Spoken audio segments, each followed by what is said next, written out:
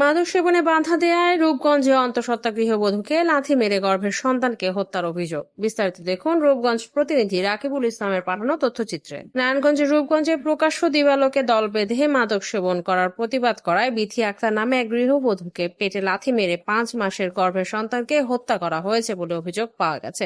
বুধবার দুপুরে Morapara Rupganj press club কার্যালয়ে এক সংবাদ সম্মেলনের মাধ্যমে এই ঘটনার সঙ্গে জড়িতদের দৃষ্টান্তমূলক শাস্তির দাবি জানিয়েছেন ভুক্তভোগী পরিবার। এই ঘটনায় গৃহবধূ বিথি আক্তারের খালা মাকসুদা আক্তার বাদী হয়ে রূপগঞ্জ থানায় মামলা দায়ের করেছেন।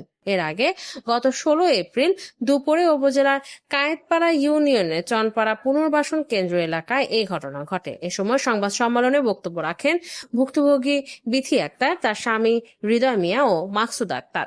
ভুক্তভোগী গৃহবধূ বিথি আক্তার জানান, চনপাড়া পুনর্বাসন কেন্দ্রের 3 নং ওয়ার্ডের আমির, বশির, নয়ন ও রশিদ সহ বাড়িতে বসে মাদক সেবন করছিলেন। এ সময় মাদক সেবনে বাধা দেন তিনি। এতে ক্ষিপ্ত হয়ে তাকে অকথ্য ভাষায় গালিগালাজ শুরু করে। এক পর্যায়ে বিথিকে এলোপাতাড়ি মারধর করে এবং তার পেটে লাথি দিলে গর্ভে থাকা 5 মাসের সন্তান নষ্ট হয়ে যায়। পরে স্থানীয় একটি বেসরকারি হাসপাতালে চিকিৎসকরা সন্তান নষ্ট হওয়ার বিষয়টি নিশ্চিত হন। 5 মাসের গর্ভের সন্তান হত্যার দায়ের করা মামলায় অভিযুক্তদের দৃষ্টান্তমূলক শাস্তির দাবি জানিয়েছেন ভুক্তভোগী পরিবার।